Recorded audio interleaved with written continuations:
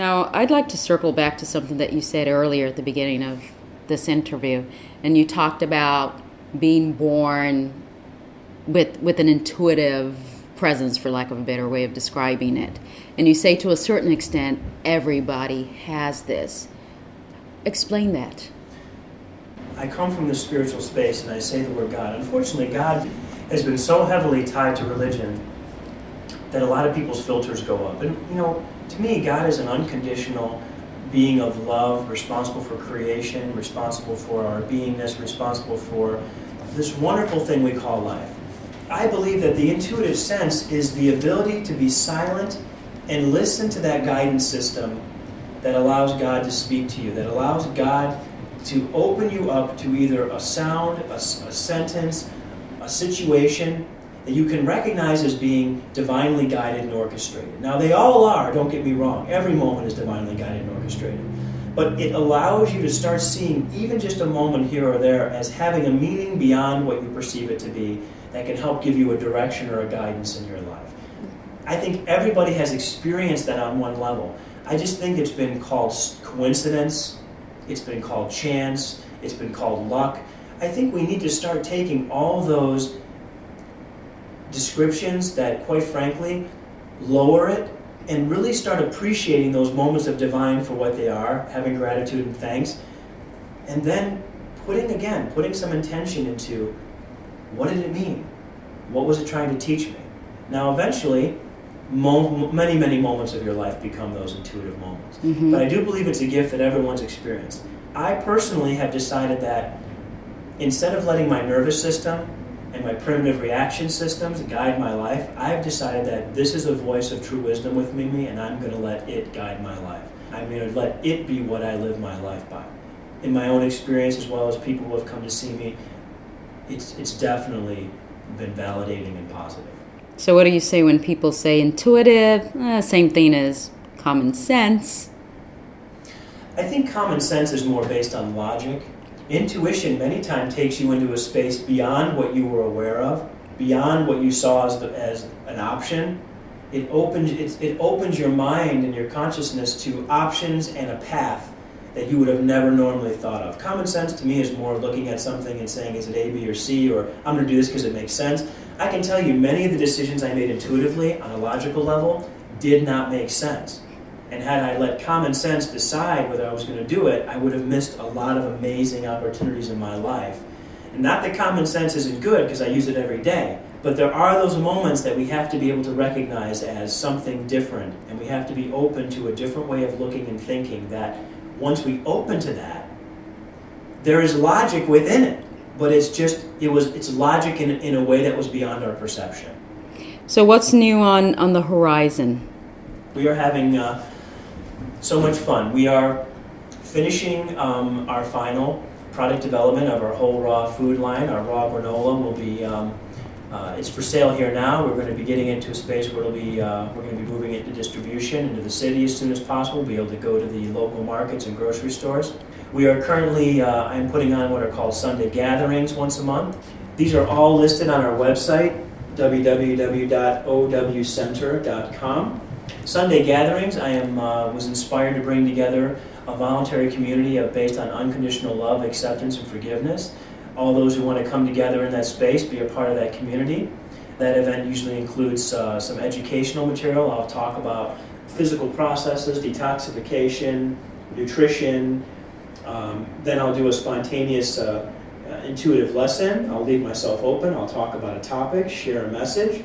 And then we're also including now some live music at the end. I've been performing and starting to bring some other performers to perform with me. These are all free. Donations are accepted. In addition to that, I will begin filming a self-funded television pilot May 15th. And so we are going to start filming the intuitive healing sessions. Going to start bringing those to a global audience if that's what God wishes. But we're going to put that out there. And so we are now going to be doing the filming of that, and that show will be called The Coming. Who knows when it'll be on the big screen, but we'll start having some snippets of that on our website as our website develops over the next 6 months. Well, you seem to have a lot going on, a lot of exciting things from the perspective of certainly growing your business.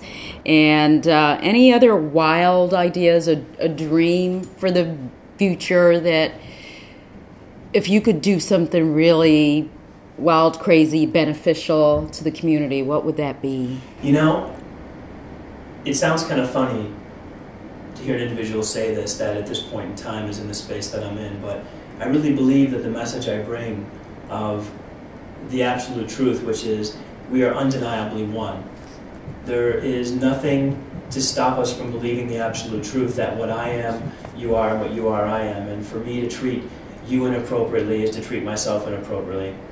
And when I asked God to help me, God said, if you're going to bring your message to the world, you better be able to describe what you're trying to do in one sentence. And I prayed on it and I said, how am I supposed to say that? And God said, I want you to start talking about transforming belief into behavior. That everyone's got these great ideas about beliefs. They all have their own set of beliefs. But when it really comes down to it, it's about behavior.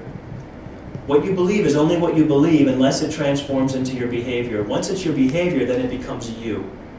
How you treat other people, regardless of your belief system, which is different, I feel like it's time to stop focusing on the differences we have and start focusing on the fact that we need to behave appropriately. We need to love each other, forgive each other, have compassion for each other, and be in a space of acceptance for each other just the way we are. And our behavior needs to show that. And I feel that my calling is to speak to the world and to say, listen, this is just silly. The way we're behaving is silly and immature, and we all need to just let each other believe whatever we want, but become one with our behavior. And if we love each other in that space of behavior, regardless of what our beliefs are, we can really transcend what makes us different and come together with really what makes us one. And so that is the dream to take to the world. And I think in that space, as much as it sounds corny, I think there's really a chance for a lot more peace. Mm-hmm. And a much, much safer, better space for spirits and souls, you know, that we are to evolve in a much less conflictual way, in a way that allows everybody a chance. You know, everybody should have a chance. You know, not just those that have the means, but everybody. So let me ask you this one final question here.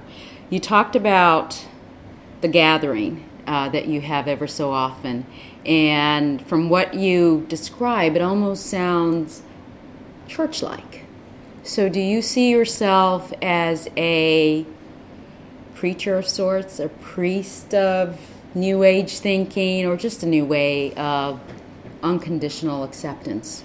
I really don't see myself in any religious context. I really just see myself as a voice of truth that has a connection to a deeper wisdom. I don't think I'm talking about anything new at all. I think I'm actually talking about the oldest concepts that we were ever deeply ingrained with, you know, by Creator itself. I just think I'm really just talking about the basics. Nothing I'm saying is new. Nothing I'm saying is in any way not been said before. I'm just hoping that the way that it comes through me and the way that I present it, and turning again belief into a behavior instead of letting it be a belief, that it can be a space of unity for everyone to come together and realize that we all have everything in common and there's really nothing different. And if we can see each other as the same, then it will, in my opinion, become impossible to not reach out to another in a way that's appropriate. And that's my dream.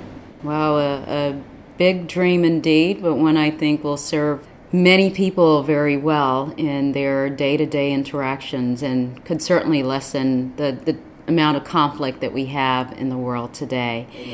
Just to highlight some of the things that you've talked about, which I think are great takeaways, you know, certainly transforming beliefs into behavior and trying to create a space of unity where everyone is connected.